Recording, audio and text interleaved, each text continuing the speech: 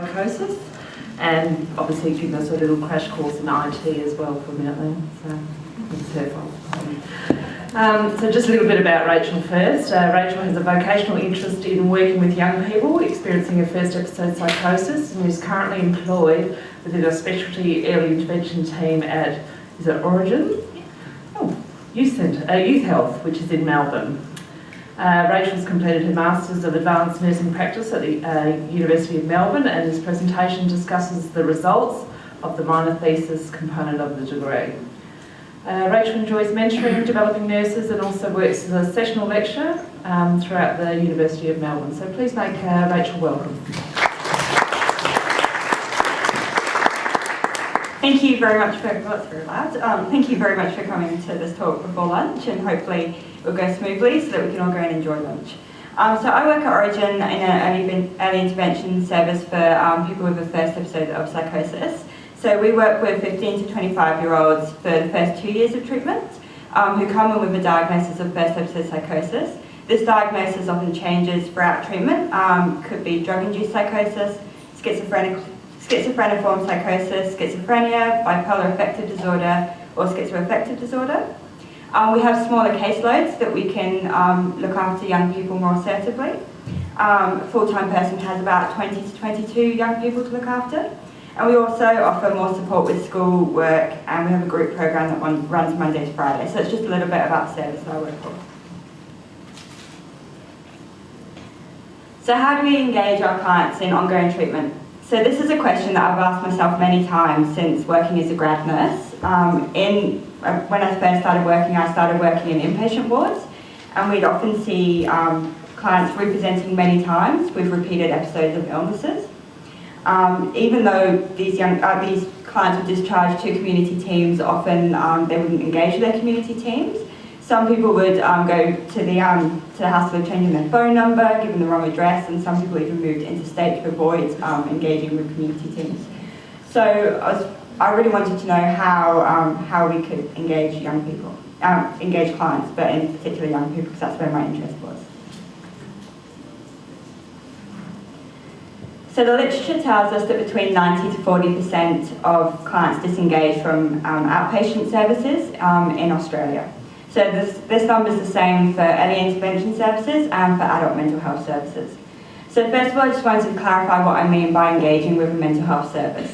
It's not just attending a clinic and adhering with treatment, but also the process of forming an appropriate relationship with a health professional, accepting a need for change, and working towards mutually identified goals. So disengagement, therefore, is the opposite of that. We can see from our clinical practice that disengagement from community teams indicates a higher risk of relapse, and this can impact on recovery in a number of ways. Firstly, symptoms can remain undertreated or untreated, and this can impact on return to work, school, and social groups. So if a client remains symptomatic, they're socially isolated and living on benefits due to the inability to work, this impacts significantly on their sense of self, and there's clear evidence that there are higher rates of suicide, violence towards others, involuntary admissions, substance use, and forensic activity in clients who do disengage. And that's not to mention the impact on our economy and the public stigma about mental illness. The longer symptoms remain untreated, the greater the impact on clinical, social, and cognitive outcomes. Pretty much the illness becomes harder to treat. This is particularly important in early intervention services, where the aim is to effectively treat the first episode of an illness and put measures in place to help prevent an episode happening again. And research has shown and has been demonstrated throughout the conference that early intervention services do work. So if we can engage our clients in early intervention services, then hopefully we can reduce the longevity of the illness. So to try and answer my question on how do we engage young people in our services, I looked at the research that was out there already. There's 3 types of research. The first types of research looked at the characteristics of people who had disengaged from services. So there's 3 studies that looked at the characteristics of young people who disengage from early intervention services. One of these studies is from New Zealand, so that's Turner's. He did 2 studies. The second one's from Melbourne, and the third one's from Canada. So they looked through the files of all people who disengaged and try and identify the characteristics, but it's really clear that there's no one characteristic that shows somebody's going to be more likely to disengage from the service, and there's not even really a group of characteristics that demonstrate, that give us a picture of those people who are more likely to disengage. And I compared these results to the characteristics of adults who are likely to disengage from mental health services. And this just threw more things into the mix and showed that there's adult characteristics were very different to the characteristics of those with first episode psychosis. So really clear, this identified to me that it was really important not to adult research couldn't be directly transferred to those with a first episode psychosis because they're very clearly different.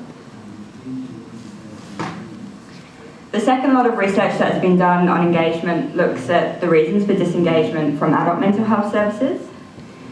And as I said before, it's not known whether young people with a diagnosis of first episode psychosis would identify with these themes. They're quite a different population. So these themes highlight the importance of these themes are desire to solve one's own problems, practical constraints, dissatisfaction with treatment, feeling one had improved and no longer required the service, independence, fear of the mental health system, lack of a therapeutic relationship, the service model, lack of involvement of family or carers, lack of control over treatment goals, and fear of the mental health service.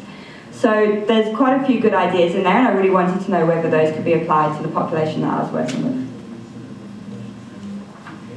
There's also been research that's looked at young people's experiences of engaging with Headspace services. So Headspace services around Australia work with 15 to 25-year-olds who have high prevalence mental health disorders who are identified as low risk. So those with a first episode psychosis wouldn't be treated at Headspace centres, especially if there's an early intervention service in that area.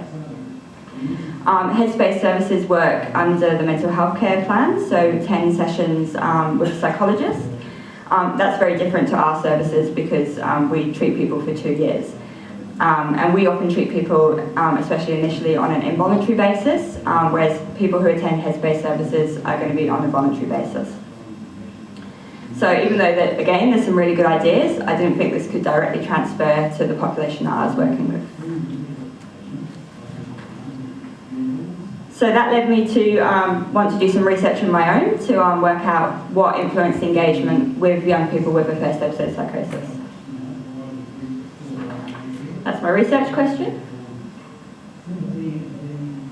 So it's a very small project at the moment because it's for my minor thesis, and it was more of a pilot study to identify some ideas that I could build on it in a PhD in a few years' time.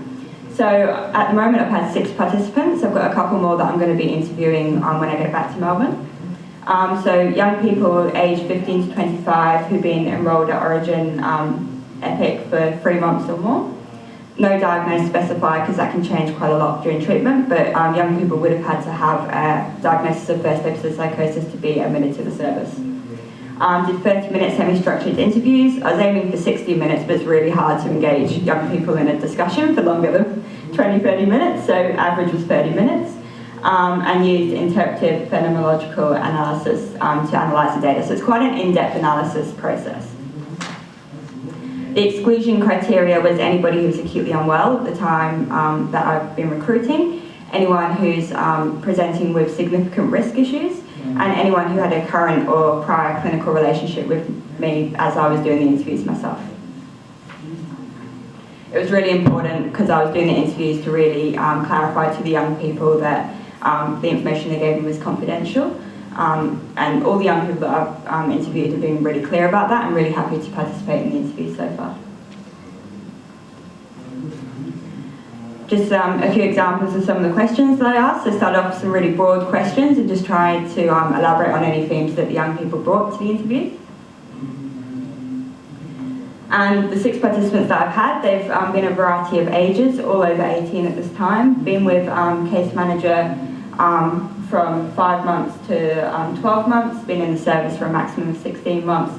A few changes to diagnoses there, quite 4 young women and 2 young males. So I'm a very visual learner, so I like to put my results into diagrams. So this is a summary of my results as they are at the moment. This diagram's still changing quite a bit, but I'm happy to share this if anyone wants it. So from the diagram, we can see that engagement begins with a catalytic event, which for most people was psychosis. For one young person, it was experiencing suicidal ideation, and for another young person, it was blacking out from alcohol misuse. The catalytic event may also be trigger for re-engagement if somebody disengages from the service. So the journey of engagement moved towards what every single one of the participants identified as normal life. I'm sure in our literature we would call that recovery, but that's not the language that the young people used, and I really wanted to keep this as the language that the young people used. So there's 3 phases that go along the process of engagement that I've identified so far. As I said, it's a really small sample size, so this could have a lot more work put into it. First phase, I don't want to, but I have to come to the service. So all participants viewed this time in their journey of engagement as one of confusion and turmoil. The process of actually obtaining a case manager was found to be quite disempowering, as Elizabeth says in her quote. After the acute episode when the young person was feeling most vulnerable, this wait for a case manager seemed to lead to a sense of recovery being put on hold. The participants felt they didn't hold the resources within themselves to move forward in their recovery, and there was a great fear of becoming unwell again or having to return to hospital. Alongside these feelings of wanting support, confusion and the feelings of disempowerment, there are also general feelings of reluctance and ambivalence about meeting a new person, talking about their circumstances again. However, for one reason or another, all the 6 participants that I've interviewed so far moved on to the next stage and met their case manager.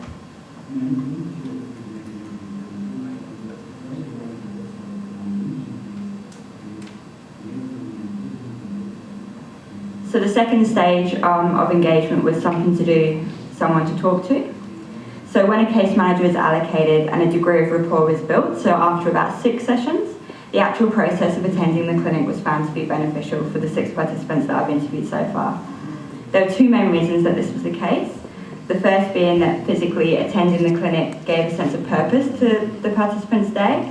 And for some participants, attending our centre was the only time they were leaving the house in the first few weeks of care, so they really valued the process of coming into the clinic. There was also opportunity to meet other young people and understand their circumstances through shared stories. This might be through the group program, in the waiting room, in our cafe, and also we have a peer support program, so that was highly valued as well. The second reason for attending that was found to be beneficial was the opportunity to talk and to seek support from the case manager. The role of the doctor was seen to be monitoring symptoms, checking physical health and reviewing medication, but the role of the case manager was seen to be much more varied, so assisting the young person with a variety of needs and goals, including giving advice on day-to-day problems, the impact of psychosis, and returning back to normal life. And talking to the case manager was also identified to be helpful in promoting recovery and in preventing relapse, as Peter's described here. I've used pseudonyms for all the young people who I interviewed, so they're not their real names.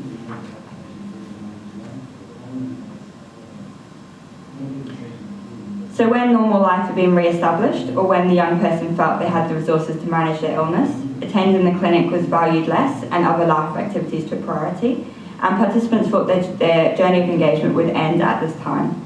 It can therefore be hypothesised that discharge would occur at this time, so that should be about the 18-month, 2-year mark, or that the young person may disengage from the service in order to move forward towards with their lives more independently. So throughout this process of engagement, there were factors that were pushing young people towards engaging with the case manager, and factors that were pulling young people away from engaging with the case manager, which are the arrows leading into the process and the arrows leading out of the process. So I'm just going to go through the push towards engagement first.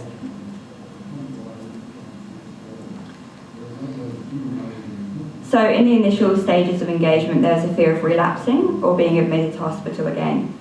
Participants described feeling like they didn't have the resources or the knowledge to recover autonomously, and there was an overwhelming sense of disempowerment that came from having a psychotic episode and a strong sense of needing to understand their experience. So all participants viewed their case manager as somebody who could help meet this need through the act of giving information. This often led to strong feelings of relief and even gratitude towards the clinician and the service.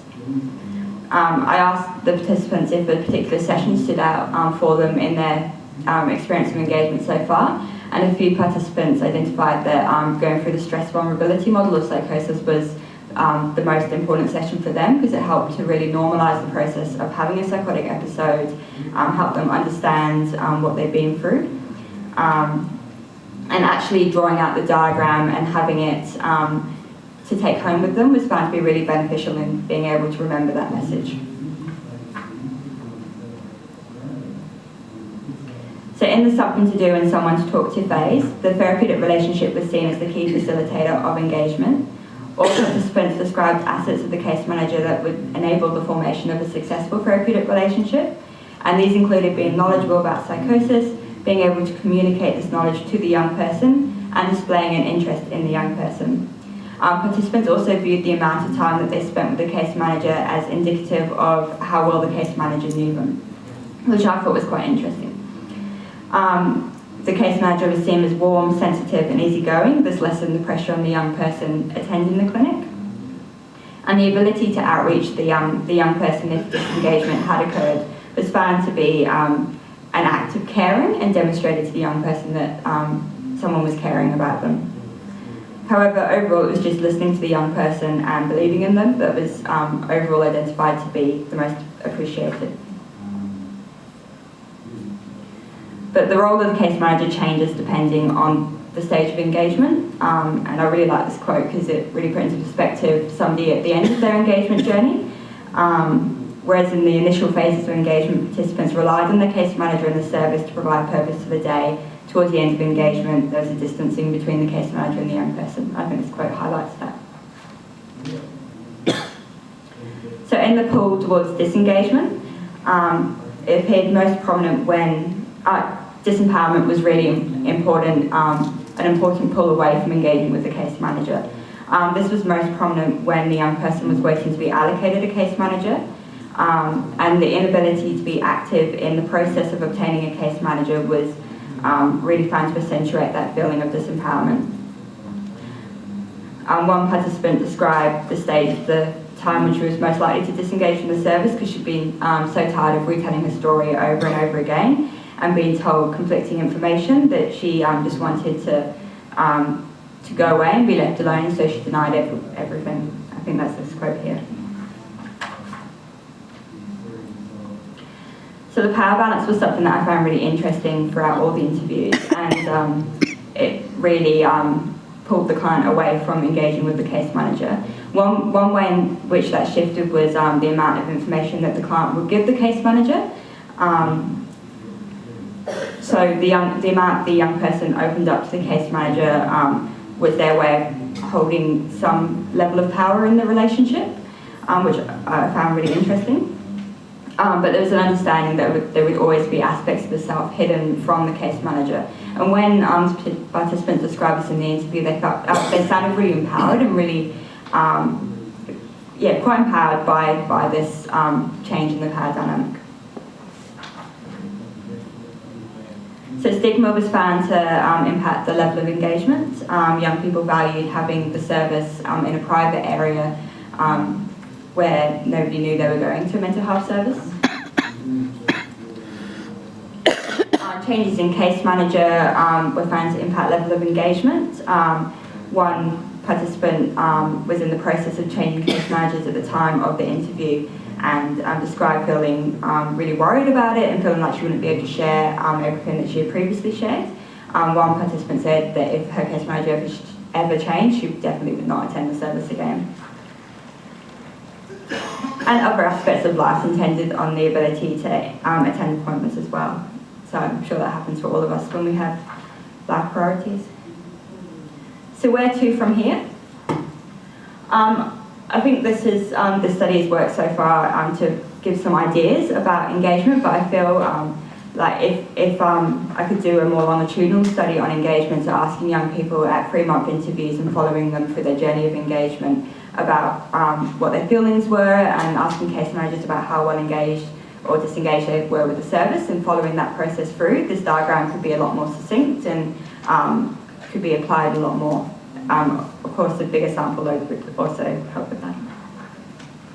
Just wanted to thank my supervisors, so Bridget at the University of Melbourne and Shona where I work.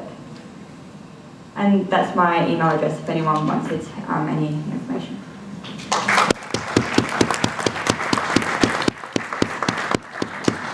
Well done, Rachel. We do have time for some questions, if anyone has any questions.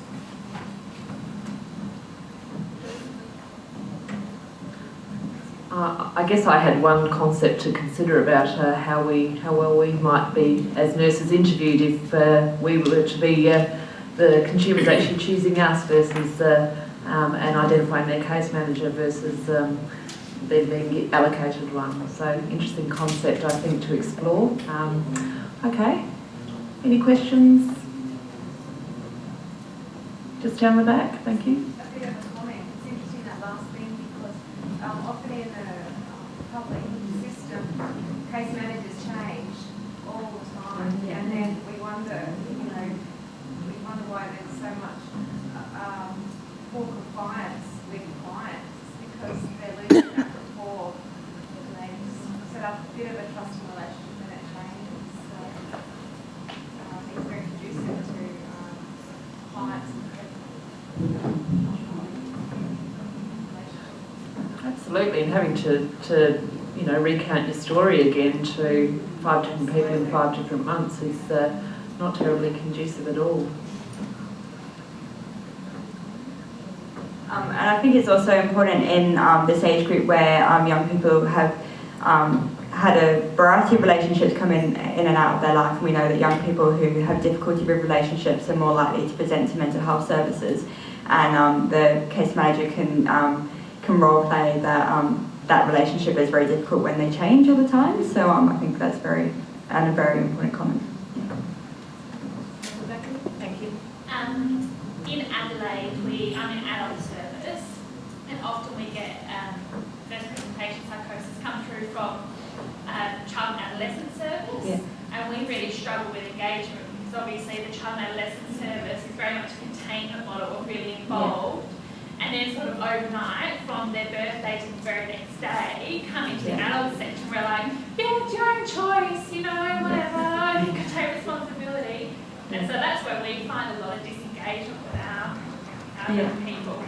Yeah, and I think we're really lucky in Melbourne that we have these specialist services, but it's something that we still struggle with because we get young people coming in from child and adolescent services, and we sometimes discharge more chronic patients to adult mental health services. Yeah. And the last 6 months of treatment are often modelling that and trying to reduce the impact of that, but it's very difficult, and I imagine that would be really, really hard for clients to understand that they've come from having all this support, having group programs, having school work, and now they're on their own. Yeah. Okay, so just thank Rachel for her presentation, and